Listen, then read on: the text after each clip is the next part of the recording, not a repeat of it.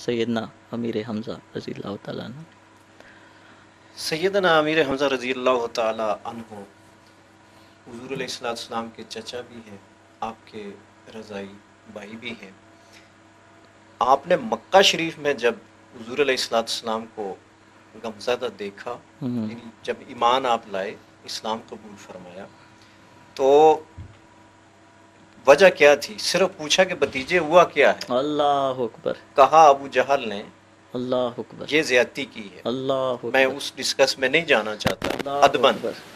تو آپ جس حالت میں تھے، یعنی شکار سے واپس آ رہے تھے، اسی حالت میں پلٹ کے جاتے ہیں۔ اور جب ابو جہل کہتا ہے کہ آپ نے کہا میرا بھی وہی نظریہ، میرا بھی وہی ایمان، میرا میں سب کچھ وہی ہوں، سبحان اللہ سبحان اللہ تو سبحان اللہ۔ وہاں سے ہی جو محبت لے کے حضور کی بارگاہ میں آئے، اور حضور علیہ السلام نے ارشاد فرمایا، اور حضور علیہ السلام نے یہ بھی ارشاد فرمایا کہ مجھے محبوب ہوتا آپ بدلہ نہ لیتے، بلکہ آپ جو کلمہ ہے وہ پڑھ لیتے۔ تو وہاں سے ہی اللہ کے پیارے نبی علیہ السلام کے محبوب بنے۔ ہم عمر تھے، چونکہ وہ چچا تھے، لیکن ہم عمر تھے جتنا حضور علیہ السلام کو سیدنا امیر حمزہ رضی اللہ تعالی عنہ کی شہادت نے غمزدہ کیا۔ اللہ اکبر۔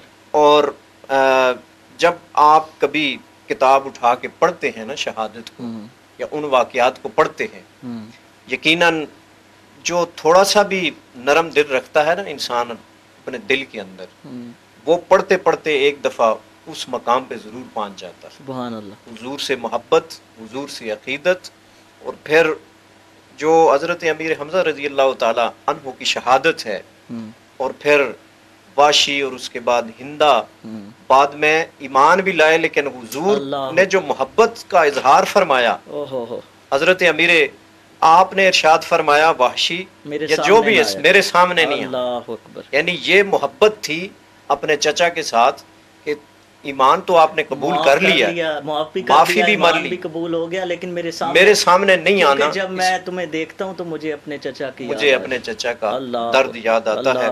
جب آپ علیہ الصلوۃ والسلام آپ نے پوچھا کہ میرے چچا کہاں پر ہیں، تو حضرت علی کرم اللہ وجہ الکریم آپ کو اس مقام تک لے کر جاتے ہیں، اور جب آپ نے دیکھا تو آپ کی آنکھوں سے آنسو جاری تھے۔ اللہ اکبر۔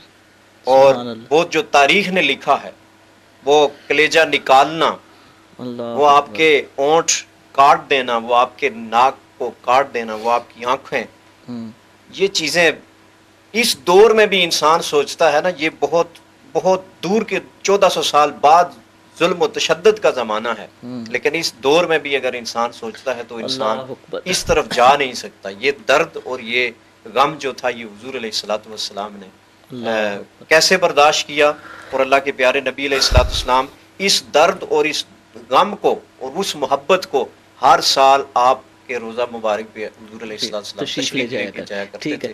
یہ پھر جی آگے سنت حضرت بکر کی چلی، حضرت عثمان کی چلی، حضرت فاروق اعظم، حضرت علی کرم اللہ وجہ الکریم کی